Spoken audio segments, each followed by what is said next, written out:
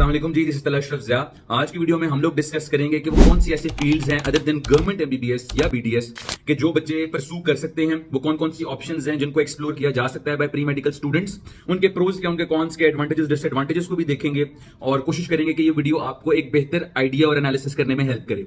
Video को start करने से पहले एक छोटी सी गुजारिश सबसे कि ये जो भी बातें इस वीडियो में बताई जा रही हैं ये दो चीजों पर जो है मबनी है। एक जो मेरा अपना ओपिनियन है, जो मेरा थोड़ा बहुत एक्सपीरियंस है और जो मेरा इंटरेक्शन रह चुका है with multiple people from these fields, उसके ऊपर जो है जो मुझे उनसे इंटरेक्ट करके पता चला है कि भाई क्या अच्छी चीजें उनकी फील्ड के बारे में और क्या चीजें जो है वो ठीक नहीं है।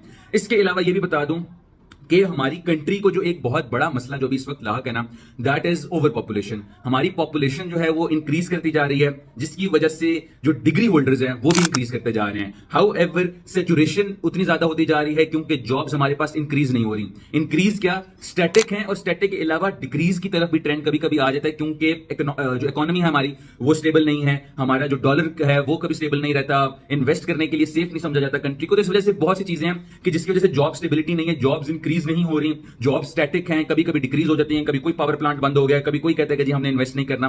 तो ये जो सैचुरेशन वाला मसला है, ओवर पॉपुलेशन वाला मसला है, ये जनरल है, ये आपको हर फील्ड में देखने को मिलेगा। You will find professionals from every field के उनको जो है सैचुरेशन का सामना करना पड़ा है, कंपटीशन का सामना करना पड़ा है, जॉब्स के लिए स्ट्रगल करना पड़ रहा है। तो एक तो चीज ये होगी।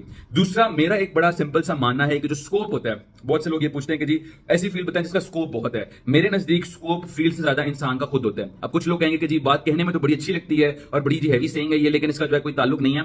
मेरा जो एक्सपीरियंस है, मेरा जो इंटरेक्शन रह चुका है, जो मैंने थोड़ी बहुत रिसर्च की है, आई नो पीपल कि जिन्होंने एमबीबीएस किया, एमबीबीएस करने के बाद भी they weren't able to get a good job या वो अच्छा अर्न नहीं कर सके।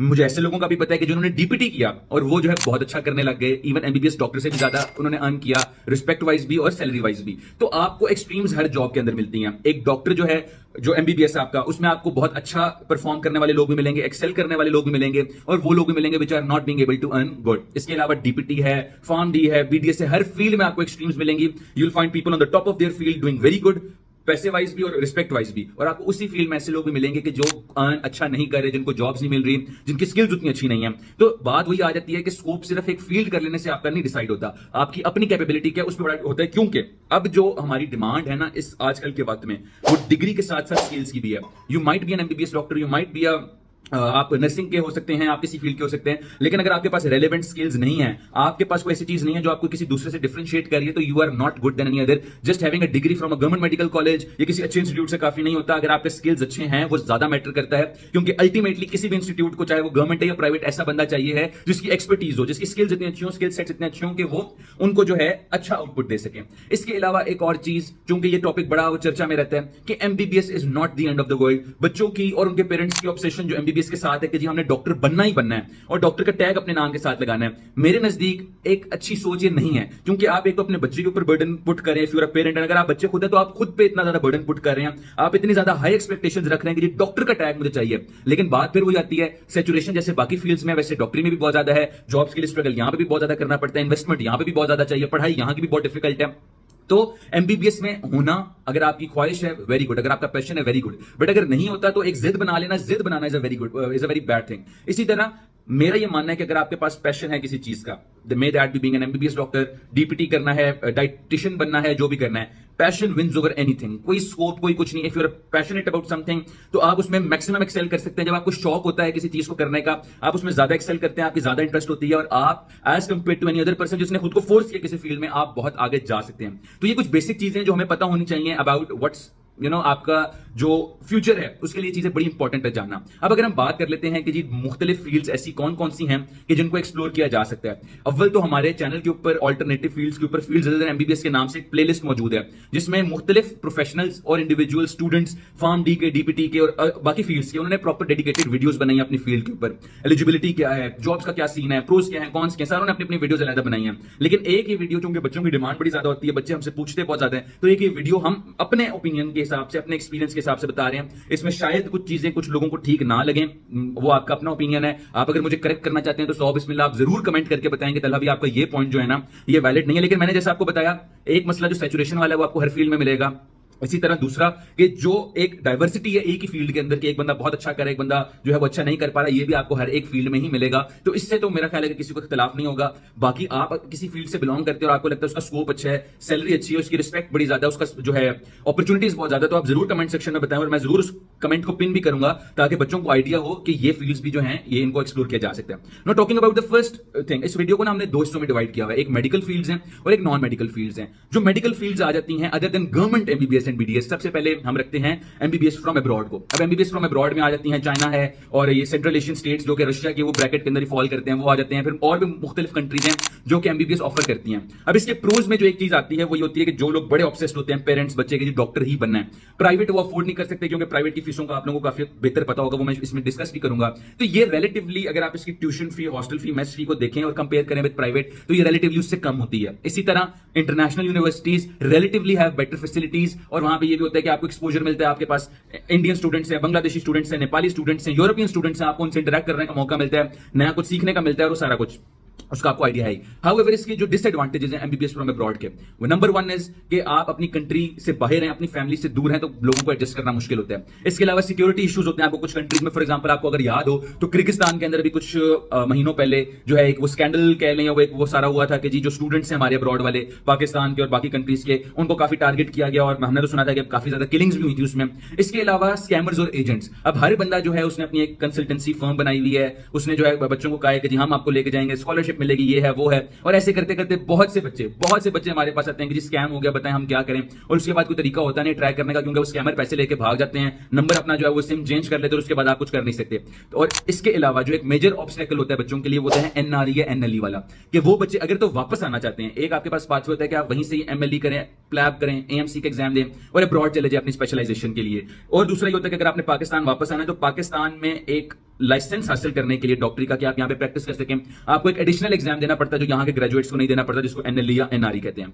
अब इसके अलावा जो दूसरी फील्ड हमारे पास आती है दैट इज डूइंग एमबीबीएस या BDS from private in Pakistan. Again this is for those जिनकी अफोर्डेबिलिटी ठीक है, उनको अफोर्ड करने में मसला नहीं है और जिनकी बेतहाशा जो है ना, उनकी ऑब्सेशन है, पैशन है, पेरेंट्स का प्रेशर है कि जी डॉक्टर ही बनना है चाहे प्राइवेट से बनना हो, और उनके पास ठीक ठाक जो है वसाइल हैं, तो वो इसको एक्सप्लोर कर सकते हैं। उसका एक फायदा क्या है कि चले जो डॉक्टर नाम की वो आप टैग की जो ऑब्सेशन है आपके नाम के साथ डॉक्टर लग जाता है। और दूसरा ये कि चले आपका अगर गवर्नमेंट में नहीं हुआ और आप अब्रॉड नहीं जाना पड़ता तो आप अपनी कंट्री में रहते हो, अपनी फैमिली के पास जो है कर सकते हैं। हाउएवर बहुत ज्यादा एक्सपेंसिव हो चुका है आपका जो प्राइवेट मेडिकल कॉलेजेस के अंदर जो एमबीबीएस या बीडीएस करना। एक साल की जो है तकरीबन 25 से 30 लाख हॉस्टल को, मेस को, ट्यूशन फी को मिला के इजीली बन जाता है। आपकी एमबीबीएस की डिग्री तब तकरीबन 1 करोड़ 25 लाख, 1 करोड़ 50 लाख तक इजीली चली जाती है जो भी आपके डिफरेंट मेडिकल कॉलेजेस हैं उनमें। और दूसरा फिर वही बात जो सैचुरेशन वाली है कि इतना खर्चा करके इंसान जो है वो डॉक्टर बनता है 1 करोड़ 50 लाख जो है लगा के, और जब वो कंपटीशन में आता है, जब वो उससे बाहर निकलता है तो जी सीट्स नहीं है, जॉब कंपटीशन बहुत ज्यादा है, सैचुरेशन बहुत ज्यादा है, डॉक्टर्स इतने ज्यादा हो गए, सीट्स इतनी ज्यादा नहीं है, तो वो वाले मसले जो है फिर आपके काफी प्रेवलेंट हो जाते हैं। इसके बाद हमारे पास आ जाती है डीपीटी वाली फील्ड। अब डीपीटी वाले जो है वो फिजियोथेरेपी। अब फिजियोथेरेपी मेरे नजदीक it's a good enough field क्योंकि उसकी आहिस्ता आहिस्ता जो है डिमांड इंक्रीज होती जा रही है। पहले लोगों में अवेयरनेस नहीं थी कि जी कोई मसल स्पैज्म होता है या कोई इस तरह का मसला होता है तो जी फिजियोथेरेपी वाले के पास जाना चाहिए, क्योंकि हमारा कौमी अलमिया है, हम लोग जो है पता नहीं क्यों डिफरेंट फील्ड्स को डिग्रेड करते हैं। हमने फिजियोथेरेपी वाले बेचारे जो ऑलमोस्ट वही एजुकेशन हासिल करते हैं जो एमबीबीएस वाले करते हैं, मोस्ट ऑफ इट जो वो पढ़ते हैं वो सेम ही होता है, उनको हमने मालशी का टैग दे दिया और हमने उनको इतना डिग्रेड कर दिया कि बहुत से लोग सिर्फ इस वजह से इस फील्ड में नहीं जाते कि जी इसकी तो रिस्पेक्ट ही कोई नहीं है, हमें तो मालशी कहा जाता है। तो आहिस्ता आहिस्ता इसका ट्रेंड इंक्रीज कर रहा है। जो न्यूरो सर्जन होते हैं, जो ऑर्थो के डॉक्टर्स होते हैं, उनके साथ जो है कोलैबोरेट करके जो है मल्टीडिसिप्लिनरी अप्रोच के थ्रू उनके पेशेंट्स जो है वो फिजियोथेरेपी उनको रिक्वायर्ड होती है। तो आहिस्ता आहिस्ता इसकी डिमांड बढ़ती जरूर जा रही है। इसके अलावा दूसरा ऑप्शन उनके पास होता है अपना क्लिनिक खोलना, लेकिन अपना क्लिनिक खोलकर उसको एस्टैब्लिश करना और डेवलप करना takes a lot of time. Government jobs DPT की बहुत कम आती हैं और आपका जो प्राइवेट सेक्टर है उसमें अब अच्छी खासी सैचुरेशन हो चुकी है और उसमें भी कंपटीशन बहुत ज्यादा देखने को मिलता है। इसके अलावा एक कंट्रोवर्सी बड़े से चलती आ रही है कि डीपीटी वाले अपने नाम के साथ डॉक्टर डाल सकते हैं या नहीं। कभी एचईसी कुछ कह देता है कि आप डाल सकते हैं, पीएमडीसी कुछ कह देता है, फिर हेल्थ केयर कमीशन आ जाता है। हेल्थ केयर कमीशन के according a physiotherapist can not add the tag of doctor to their name. वो पीटी फिजियोथेरेपिस्ट जो है अपने नाम के साथ डालते हैं। फॉर एग्जांपल मैं डॉक्टर तलहा नहीं कह सकता खुद को, अगर मैं फिजियोथेरेपिस्ट हूं मैं पीटी डॉट तलहा कह सकता हूं खुद को। तो ये वो बड़ी अजीब सी टसल है। एचईसी कुछ कहता है, पीएमडीसी कुछ कहता है, हेल्थ केयर कमीशन जो है वो कुछ कहता है। तो ये कंट्रोवर्सी जो बड़े से चलती आ रही है। तो डीपीटी के बारे में तो ये है। इसके अलावा फिर आ जाती है फार्म डी। अब फार्म डी के बारे में जो है उसका स्कोप रिलेटिवली बेटर है क्योंकि आपके पास गवर्नमेंट जॉब्स इसमें देखने को मिलती हैं। एज अ ड्रग इंस्पेक्टर आ जाता है, फार्मासिस्ट के तौर पर आ जाता है, और इसकी प्राइवेट फार्मा कंपनीज भी हमारे मुल्क में जो है उसका ट्रेंड रुझान काफी ज्यादा बढ़ता जा रहा है। तो वहां पे भी आपको जॉब्स वगैरह मिल जाती हैं, there is a decent salary and आपको जॉब सिक्योरिटी भी मिल जाती है। However on the other side again Pharm D में बहुत अरसे से लोग जा रहे हैं, तो उसमें आपकी जो मार्केट है पाकिस्तानी, इसमें सैचुरेशन होती जा रही है। इसके अलावा इसमें भी कंट्रोवर्सी हमेशा से रही है कि जी वो अपने नाम के साथ डॉक्टर लगा सकते हैं कि नहीं, क्योंकि फार्म डी की डिग्री वैसे तो डॉक्टर ऑफ फार्मेसी है, तो कुछ जगहों पे वो जी अलाउड है कि जी वो डॉक्टर नाम के साथ डाल सकते हैं, लेकिन फिर वही बात अजीब सी कंट्रोवर्सी और अजीब सी टसल जिसका कोई सिर पैर नहीं है कि आप डाल सकते हैं कि नहीं। मेरे नजदीक इट्स टोटली फाइन, लेकिन ऑफिशियली इसके बारे में क्या है, एचईसी ने कभी कुछ कहा, पीएमडीसी ने कभी कुछ कहा, और अल्टीमेटली जो है हर इदारे जो है वो अपनी उसमें दे देते हैं। हाउएवर इसमें एक और भी चीज देखने वाली ये है कि हमारी जो पब्लिक है उसमें अवेयरनेस ही नहीं है, हमें एक्चुअली पता ही नहीं है कि फार्मासिस्ट का काम क्या होता है। आपको अगर आइडिया थोड़ा सा दूं तो नो फार्मेसी कैन वर्क, या वो ओपन नहीं होनी चाहिए without a pharmacist available there. लेकिन मसला ये है कि हम लोग चूंकि होते हैं कि किसी ने फार्मेसी खोली है, वो कहते हैं कि कहां एक फार्मासिस्ट को बिठा के हम उसको सैलरी दो और पे करें, वो जो है फार्मासिस्ट के बगैर ही जो है बाईपास करता हुआ फार्मेसी खोल लेता है। हमारी पब्लिक को भी नहीं पता कि उनकी जॉब डिस्क्रिप्शन में क्या आता है और फार्मासिस्ट की क्या जरूरत होती है। और फिर वही बात है कि कुछ फार्मासिस्ट जो है वो जब उन्होंने फार्म डी वगैरह कर लिया है तो वो प्लान करते हैं फार्मेसी खोलने का। अब फार्मेसी में भी अच्छा खासा जो है आपके पास स्कोप है, अर्निंग अच्छी हो जाती है, लेकिन फिर वही बात है कि उसके लिए भी इन्वेस्टमेंट चाहिए और आपके पास ठीक ठाक पैसा होगा, आप एक आइडियल जगह पे फार्मेसी खोलेंगे तो उसका अल्टीमेटली आपको फायदा होगा। तो फार्म डी के बारे में तो थोड़ा बहुत ये हो गया। फिर एक अगली फील्ड आ जाती है नर्सिंग। मेरे नजदीक it is one of the most underrated fields, especially for females. Males का इस तरफ ज्यादा रुझान होता भी नहीं है, और एज सच जो है उसमें इतना ज्यादा ट्रेंड भी देखने को नहीं मिलता कि लोग जो है मुझे वहां पे कहीं पे जो है बीएसएन मेल जो है वो देखने को मिले। तो इसमें एक तो ये है कि इसका तो स्कोप बहुत ज्यादा है, गवर्नमेंट में भी इसका बहुत ज्यादा स्कोप है, जो आपके गवर्नमेंट हॉस्पिटल्स हैं, प्राइवेट में भी स्कोप है, क्योंकि कोई भी हॉस्पिटल चाहे गवर्नमेंट है प्राइवेट है, कोई क्लिनिक ही क्यों नहीं है, वो किसी नर्स के बगैर जो है या वो नर्सिंग स्टाफ के बगैर इट कैन नॉट वर्क। इसीलिए इनको जो है बैकबोन ऑफ हॉस्पिटल भी कहा जाता है, अच्छी खासी रिस्पेक्ट होती है इनकी। इसके अलावा अब्रॉड में बहुत ज्यादा स्कोप है नर्सिंग का। कुछ कंट्रीज में नर्सेस जो है they earn equal to a doctor, तो अब्रॉड में तो बहुत स्कोप है। जॉब्स भी इसकी रेगुलरली आती हैं आपकी जो गवर्नमेंट होती हैं, और पे भी नर्सिस की अच्छी खासी होती है। हाउएवर वही बात, हमारे मुल्क में एक अजीब स्टिग्मा है कि जी नर्सिस की तो इज्जत ही कोई नहीं होती, नर्सिस की तो डॉक्टरों के साथ चक्कर होते हैं, ये है वो है। वो अजीब जो मेंटेलिटी है पता नहीं कहां से स्टेम करती है, लेकिन वही बात है कि वो इतनी ज्यादा हमारी डीप रूटेड है हमारी सोसाइटी में कि लोग सोचने लग जाते हैं कि यार अपनी बेटी को ना ही भेजे नर्सिंग में, उनके बारे में तो ऐसी ऐसी बातें मशहूर होती हैं, तो हमारी बेटी भी जो है बेचारी उसके बारे में ये बातें ना हो जाए। और दूसरा ये कि nursing is not an easy job, ठीक है, फिजिकली डिमांडिंग होती है, आपके टफ ड्यूटी आवर्स होते हैं और टफ ड्यूटीज होती हैं just like an MBBS doctor, क्योंकि एक पेशेंट की लाइफ इज एट स्टेक। बहुत इंपॉर्टेंट, बहुत विजिलेंसी वाला जो है वो काम होता है। इट्स नॉट कि आप सिर्फ एक काउंटर पे बैठे हैं और आप चीजों को मॉनिटर कर रहे हैं। सीरियस पेशेंट्स आते हैं, उनकी केयर करना, रिससिटेट करना, ऑल दैट जो है, तो ये it's a very demanding job as well. फिर हम आ जाते हैं डीवीएम पे। अब DVM again it's one of those things जो मेरे नजदीक अंडररेटेड है। It has a good scope, especially जब आपके अगर कोई प्राइवेट सेटअप है, प्राइवेटली आप फार्म्स को विजिट करते हैं, फार्म्स ने आपको अपने पैकेज पे रखा हुआ है, या आप क्लिनिक्स डेवलप करते हैं, क्योंकि हमारे मुल्क के जो इलीट लोग हैं, बाकियों का तो मैं ऐसा कुछ नहीं कह सकता, लेकिन जो इलीट लोग हैं they are very conscious about their pets. उनकी बिल्ली को, उनके डॉग्स को कुछ भी हो जाता है तो उनको होता है कि यार बेशक 10-15 हजार देना पड़े, लेकिन वेट के पास जाते हैं जिसका कोई अच्छा क्लिनिक एस्टैब्लिश्ड हो किसी अच्छी जगह पे, और वहां पे जाके they pay very good to the doctor, जो डीवीएम का डॉक्टर होता है, कि जी उनका जो पेट है उसके ऊपर जो आप अच्छा खासा खर्चा करते हैं और अकॉर्डिंगली फिर आप उस अर्न भी अच्छा करते हैं। इसके अलावा गवर्नमेंट जॉब्स रिलेटिवली इसमें रेयर होती हैं और उसमें इतना कुछ नहीं होता, लेकिन प्राइवेट जो सेटअप अगर आप एस्टैब्लिश करते हो तो वो बड़ा उसमें अच्छा स्कोप है।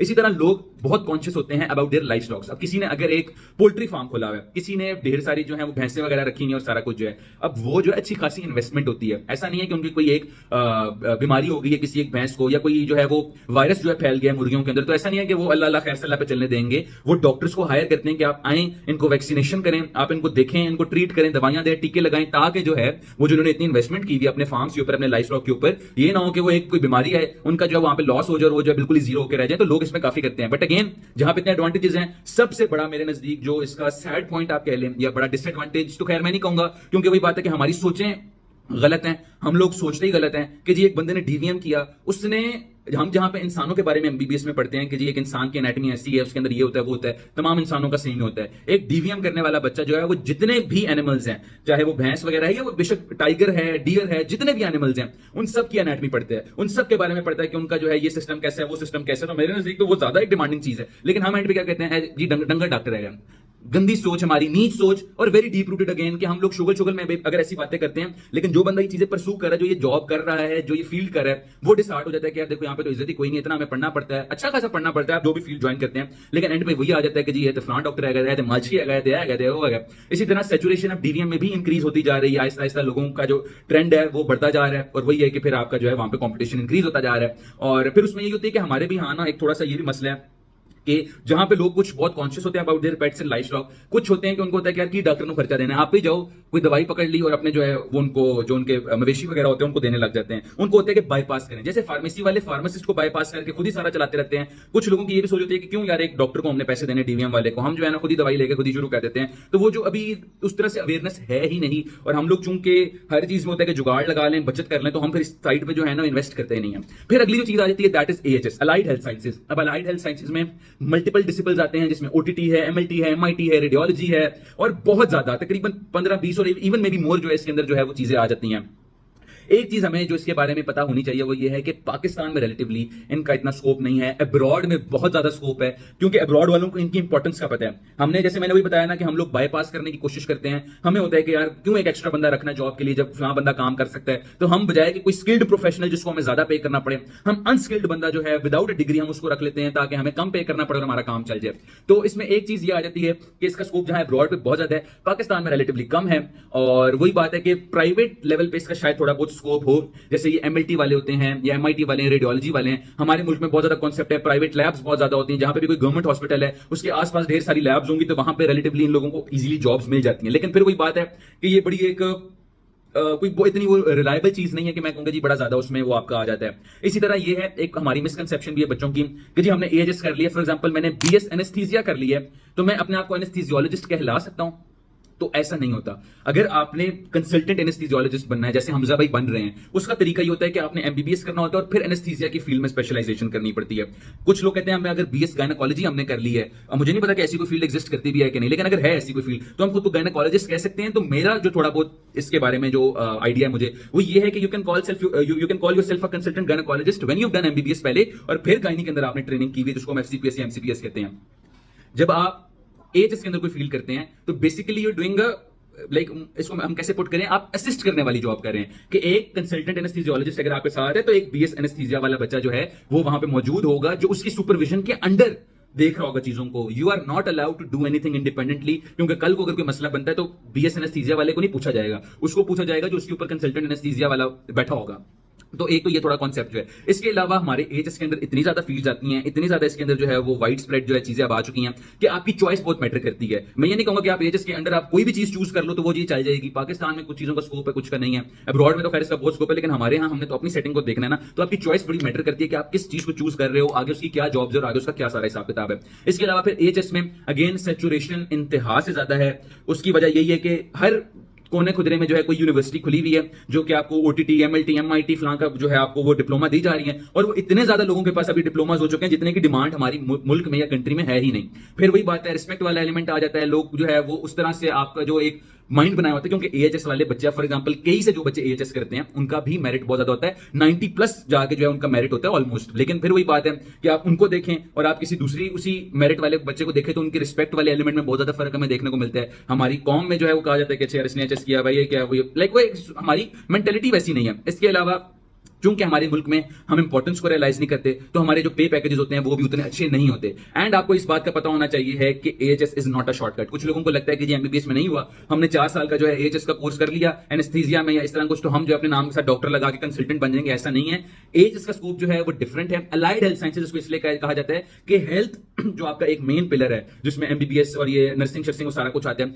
अलाइड का मतलब है कि ये उसके साथ एसोसिएटेड मल्टीपल चीजें हैं कि जो मिल के उसके साथ जो है एक ऑर्गेनाइजेशन या हॉस्पिटल को चलाने में मदद करती हैं। तो इसलिए कुछ लोग इसको शॉर्टकट समझते हैं कि हम ये करके अपने नाम के साथ फलां लगा दें, ये कर दें, वो कर दें। तो इसके बारे में थोड़ा समझने की जरूरत है कि इट इजंट अ शॉर्टकट, और हमें ये भी समझने की जरूरत है कि इसका स्कोप हमारे मुल्क में इतना नहीं है, क्योंकि हम लोग ना इसकी इंपॉर्टेंस को रियलाइज करते हैं, ना यहाँ पे पैकेजेस इतने अच्छे हैं। ब्रॉड में इसका बहुत अच्छा स्कोप है, तो आप इसके बारे में भी आपको ये पता होना चाहिए।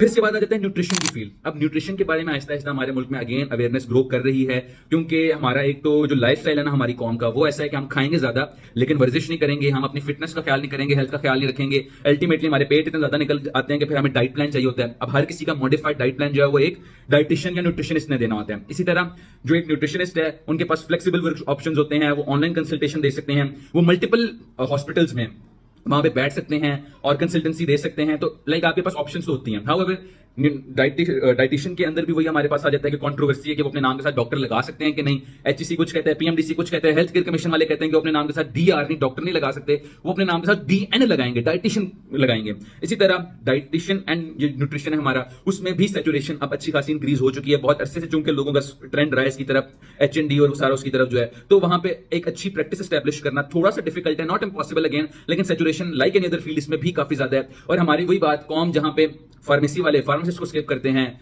जो फार्म्स वाले होते हैं वो डीवीएम वाले डॉक्टर को स्किप करते हैं, तो हमारी कॉम को भी होता है कि कहां एक डॉक्टर को जो है डाइट प्लान के लिए हम 1200 दें, 1500 दें, 2000 दें, उनको उनकी वर्जन होती है कि जी क्या डॉक्टर को डाइट प्लान के लिए चेक करवाना, खैर खुद ही डाइटिंग कर लेंगे, खुद ही खाना पीना छोड़ देंगे, खुद ही सारा कुछ कर लेंगे। वही बात है कि अवेयरनेस नहीं है और इंपॉर्टेंस की रियलाइजेशन नहीं है कि ये एक कितनी इंपॉर्टेंट फील्ड है और इसका कितना इंपॉर्टेंट जो है इंपैक्ट है हमारी लाइफ के ऊपर। ये तो थी कुछ मेडिकल फील्ड्स। अब इसके अलावा कुछ नॉन मेडिकल फील्ड्स की बात कर लेते हैं। 3 नॉन मेडिकल फील्ड्स जो हैं वो मेरे नजदीक जो है इंपॉर्टेंट हैं with respect to pre medical students. सबसे पहले हम डिस्कस कर लेते हैं सीए को, चार्टर्ड अकाउंटेंट जिसको कहते हैं। अब उसका स्कोप बहुत अच्छा, आपको जॉब्स बहुत अच्छी उसमें मिल जाती हैं और आपकी सैलरी भी इसमें अच्छी होती है। और इसके बारे में एक बड़ी फेमस saying है कि जिसका कहीं पे भी दाखिला नहीं होता ना, जिसका कहीं का मेरिट नहीं बन रहा, वो अल्टीमेटली सीए के अंदर एडमिशन हासिल कर सकता है, क्योंकि उसके अंदर कोई मेरिट वाला ऐसा कोई कॉन्सेप्ट होता नहीं है। हाउएवर जहां पे इसका एक इतना ये है अच्छा पहलू है, जो इसके नेगेटिव है उसमें सबसे पहले आता है कि it's a very lengthy field. अगर आप अपनी फैमिली के सबसे बड़े बेटे हैं, आपके ऊपर कल को रिस्पॉन्सिबिलिटी आनी है अर्न करने की, तो सीए इज नॉट रिकमेंडेड, क्योंकि बहुत लेंथी है, बहुत चैलेंजिंग और बहुत मुश्किल, one of the toughest fields I think to exist, उसमें सीए आता है। इसी तरह बहुत डिमांडिंग फील्ड होती है, क्योंकि आपको जब ऑडिट वगैरह करने पड़ते हैं तो you have to be 100% accurate. अगर आप 99% एक्यूरेट और वो 1% आपसे कोई गलती हो जाती है तो आपको बख्शा नहीं जाता और वो आपके जो है ना नेगेटिव्स में चला जाता है। इसके अलावा it's such a difficult field जिसमें आपको फेलियर्स बहुत देखने को मिलते हैं। मैं खुद अपने ऐसे बहुत से कोलीग्स को जानता हूं जो सीए कर रहे हैं और बहुत से अरसे पे 1-2 एग्जाम्स पे अटके में, एग्जाम देते हैं, नहीं क्लियर होता, फिर उस एग्जाम की प्रिपरेशन करते और लगे रहते हैं। और जो नॉन मेडिकल फील्ड्स हैं, चाहे वो सीए है या कोई और फील्ड है, सबसे बड़ा मसला ये है कि प्री मेडिकल के स्टूडेंट्स को ना प्रायर एक्सपोजर नहीं होता, ना मैथ्स का है, ना इकोनॉमिक्स का है, ना कॉमर्स का है। उनको आइडिया ही नहीं है कि सीए में जो सारी चीजें इन्वॉल्व होती हैं उसकी कोई प्री नॉलेज है ही नहीं। तो उनको जो कुछ भी करना पड़ेगा उनको नए सिरे से करना पड़ेगा विदाउट एनी प्रायर नॉलेज और एक्सपोजर। तो उनके लिए एडजस्ट और सेटल करना इस फील्ड में थोड़ा सा मुश्किल हो जाता है। फिर हम बात कर लेते हैं कंप्यूटर साइंस की। इसमें digital marketing, computer science, AI और वो सारा कुछ आ जाता है। स्कोप इसका अच्छा है काफी, और उसका सिर्फ जॉब्स के हवाले से नहीं, क्योंकि इसमें एक बहुत बड़ा एलिमेंट फ्रीलांसिंग का है। फ्रीलांसिंग अपॉर्चुनिटीज बहुत ज्यादा है इसमें और अच्छा आपको पे करने को मिलता है। लोग क्या करते हैं कि वो पाकिस्तान में बैठ के बाहर के जो आपकी कंट्रीज है ना, वहां पे अपनी सर्विसेज ऑफर करते हैं। अब वहां पे क्या है कि फॉर एग्जांपल मैं अगर यहां पे बैठा हूं और एक दूसरा बंदा जो है वो यूएसए में बैठा हुआ है, हम दोनों की क्वालिफिकेशन सेम है, तो अगर तो वो यूएसए वाला बंदा यूएसए में बैठे बंदे से अपनी वेबसाइट डेवलप करता है तो उसको महंगी पड़ेगी, लेकिन अगर वो मुझसे डेवलप करवाएगा तो उसको तो रिलेटिवली वहां से सस्ती पड़ जाएगी, लेकिन मैं बहुत अच्छा अर्न कर लूंगा उस चक्कर में। तो इसलिए इसका स्कोप बहुत ज्यादा है, क्योंकि आप अपने मुल्क में बैठ के पूरी दुनिया में नेटवर्किंग कर सकते हैं वाया फ्रीलांसिंग। स्कोप अच्छा है, फ्लेक्सिबल वर्किंग आवर्स हैं। अगर तो आप फ्रीलांसर हैं, आपके पास एक अच्छा स्किल सेट है, आप ऐप डेवलपमेंट कर सकते हैं, वेब डेवलपमेंट कर सकते हैं, डिजिटल मार्केटिंग कर सकते हैं, फ्लेक्सिबल वर्क आवर्स है, वर्क लाइफ बैलेंस बहुत अच्छा होता है। और आगे अब आपको अंदाजा है कि कंप्यूटर, आईटी और आर्टिफिशियल इंटेलिजेंस जो है इसी का स्कोप है, इसकी तरफ हर जगह जो है रुझान बढ़ा है। इवन मेडिकल फील्ड के अंदर भी इसका रुझान बढ़ता जा रहा है। तो चूंकि फ्यूचर इस चीज का है, तो मेरा ख्याल है कि ये it can prove to be a good investment. However it is very important कि हम इस चीज को भी देखें कि आपके पास जो है important to have a skill set that differentiates you from another person. अब कंप्यूटर साइंस वाले 10 बंदे खड़े हुए हैं, अब 10 के 10 बंदे मैं नहीं गारंटी दे सकता कि ये बहुत अच्छा करेंगे, जब तक कि उन 10 के 10 में से कोई एक ऐसा हो कि जो एक्सपर्टीज रखता हो वेब डेवलपमेंट के अंदर, ऐप डेवलपमेंट के अंदर, डिजिटल मार्केटिंग के अंदर। तो आपको सिर्फ कंप्यूटर साइंस करना इज नॉट इनफ। मेरा ख्याल है कि इसमें आपको एक्सपर्टीज रखनी पड़ेगी, क्योंकि वही बात है, like saturation in every other field, इसमें भी बहुत ज्यादा सैचुरेशन है। आपको कुछ अलग करना पड़ेगा, कुछ एक्सपर्टीज करनी पड़ेगी, वक्त के साथ ढलना पड़ेगा, ताकि आप बाकियों से डिफरेंशिएट और आपकी डिमांड जो रिलेटिवली ज्यादा हो बाकियों के मुकाबले में। तो एक तो ये हो गया, सैचुरेशन वाली बात वो इसी में कवर हो गई। और दूसरा ये है कि हमारे मुल्क में बस थोड़ा सा मसला ये है कि फ्रीलांसिंग में जो रिस्ट्रिक्शंस थोड़ी सी हमें देखने को मिलती है ना, कभी इंटरनेट का इशू आ जाता है, कभी जो है वो डाउन हो जाता है, नेट कभी डाउन हो जाता है, कभी वीपीएन यूज करना पड़ता है, तो उस वजह से थोड़ा सा ये जो फ्रीलांसिंग वाला काम है वो अफेक्ट होता है। बट रिलेटिवली अगर वो चीज हम ओवरकम कर सकें तो मेरा ख्याल है कि overall computer science is a good alternative. फिर हमारे पास जो लास्ट फील्ड आ जाती है, जो नॉन मेडिकल फील्ड है, दैट इज लॉ। लॉ मेरे नजदीक it can be a very rewarding field. अगर आप उसमें अच्छा काम करें, you can have a good name, आपकी रिस्पेक्ट की जाती है, और अगर आप एक अच्छी पीआर रखते हैं और आपकी पे भी जो है वो अच्छी खासी इसमें आप अर्न कर सकते हैं अगर आप एक अच्छे लेवल तक चले जाएं। हाउएवर उस अच्छे लेवल तक जाने में it takes years of experience and years of practice कि आप अपना नाम एस्टैब्लिश कर सकें। लाइक जो बड़े लॉयर्स हैं, जो पॉलिटिशियंस के केसेस लड़ते हैं, जो मुख्तलिफ कॉर्पोरेट केसेस लड़ते हैं, it takes a lot of time और मेहनत कि आप उस लेवल तक पहुंचे। बट अगर आप उस लेवल तक पहुंच जाते हैं तो देन इवेंचुअली आप अच्छा जो अर्न कर सकते हैं। और दूसरा फिर यही, लाइक एनी अदर फील्ड, इसमें भी सैचुरेशन, इसमें भी कंपटीशन है, बहुत ज्यादा लोग जो हैं वो इसमें लॉयर्स हैं। आप कभी किसी कोर्ट कचहरी जाएं तो आपको वहां पे अंदाजा हो कि तकरीबन हर बंदा जो है उसने काला कोट और काली टाई जो है लगाई होती है, और ये सारा होता है। However this was my assessment of different fields जो मेडिकल की हैं या नॉन मेडिकल की हैं। इन फील्ड्स के अलावा भी ऐसी सैकड़ों फील्ड्स होंगी जो मैं इस वीडियो के अंदर डिस्कस नहीं कर सका, क्योंकि या तो मुझे उनके बारे में इतनी खास नॉलेज नहीं है, या एक वीडियो के अंदर तमाम फील्ड्स को डिस्कस करना पॉसिबल नहीं है। मेरी रिकमेंडेशन हमेशा ही होती है कि गूगल के ऊपर आप ट्रस्ट ना करें, आप चैट जीपीटी के ऊपर ट्रस्ट ना करें, क्योंकि ना वो आपको एक बड़ी पॉजिटिव इमेज बताएंगे अबाउट एवरीथिंग। जो ग्राउंड रियलिटी क्या है, जॉब्स हैं या नहीं, गूगल को नहीं पता होगा, ये चैट जीपीटी को नहीं पता होगा। ये आपको वही बंदा बताएगा जो या तो उस फील्ड के अंदर डिग्री कर चुका है या जो डिग्री कर रहे हैं। तो बेहतर यही है कि आपने कोई भी फील्ड करनी है, चाहे कोई आपने वो फील्ड परस्यू करनी है जो मैंने अभी आपको इनमें से बताई है, या कोई ऐसी फील्ड परस्यू करनी है जो मैं इस वीडियो में कवर नहीं कर सका, मैं आपको रेकमेंड करूंगा आप कोशिश करें कि आप उस बंदे से जाके मशवरा लें, और एक बंदे से नहीं, मल्टीपल लोगों से मशवरा लें, 4-5 लोगों से मशवरा लें। आपने डीपीटी करना, 4-5 फिजियोथेरेपिस्ट से मशवरा करें कि आगे स्कोप क्या है, क्या किस तरह से आप एक्सेल कर सकते हैं। आप उनसे पूछें कि जी जॉब्स का क्या सीन है, फायदे क्या है, नुकसानात क्या हैं, मैं क्या ऐसा कर सकता हूं कि मैं खुद को डिफरेंशिएट करूं, मैं एक्सेल कर सकूं, बाकियों से ज्यादा जो है बेहतर मैं बन सकूं। तो आपको कोशिश करनी चाहिए, instead of doing research on YouTube, Google वगैरह जो है, आप कोशिश करें कि आप उन लोगों से जो इन फील्ड्स में हैं उनसे बात करें। दूसरा ये एक बड़ी इंपॉर्टेंट बात कि अगर आप कोई फील्ड चूज कर लेते हैं और आपके पास कोई दूसरा ऑप्शन नहीं है, तो प्लीज अपने आप को डिग्रेड करने से, ये लोग क्या कहते हैं उस फील्ड के बारे में, जी वो तो मालशी कहते हैं, वो जी डंगर डॉक्टर कहते हैं, ये मत सोचें। आप इस बात पे फोकस करें, इस बात पे रिसर्च करें कि फॉर एग्जांपल आपने कोई एक फील्ड चूज कर ली, फॉर एग्जांपल आपने डीवीएम चूज कर लिया, आप फिर सोच लें, आप ठान लें कि मैंने डीवीएम अगर चूज कर लिया ना तो मैंने यही परस्यू करना है। फिर आपने आगे रिसर्च करनी है कि मैं इसमें बेहतर से बेहतर कैसे बन सकता हूं, मैं किन चीजों में जो है स्पेशलाइज कर सकता हूं। अपनी डीवीएम की डिग्री के बाद मैं कौन कौन से ऐसे डिप्लोमे या कोर्स कर सकता हूं कि जो मेरी सीवी में अच्छे लगेंगे, जो मुझे जॉब्स लेने में इजी रहेंगे, जो मेरी सैलरी को जो इंक्रीज कर सकेंगे, जो मेरा रिस्पेक्ट को इंक्रीज कर सकेंगे। तो ये ऐसी चीजें जो हैं, इसका अब्रॉड में क्या स्कोप है, इसका पाकिस्तान में क्या स्कोप है, मैंने अब्रॉड जाना है तो कौन सा पाथवे होता है, कौन सा एग्जाम देना होता है। तो इन चीजों के बारे में सोचा करें अगर आप किसी फील्ड में चले जाते हैं, क्योंकि बात वही स्कोप फील्ड से ज्यादा इंसान का होता है। हर फील्ड के अंदर आपको एक्सट्रीम्स में मिलेंगे लोग, आपने कोशिश करनी है कि आप उस अच्छे वाले एक्सट्रीम पे हो ताकि मजीद लोग आपको देखें, मोटिवेट हों। और अगर आपकी फील्ड जो है if it is being looked down upon, तो उस फील्ड को आप जो एलिवेट करके एक अच्छी फील्ड में एस्टैब्लिश कर सकें। दुआ में याद रखिएगा। अल्लाह हाफिज।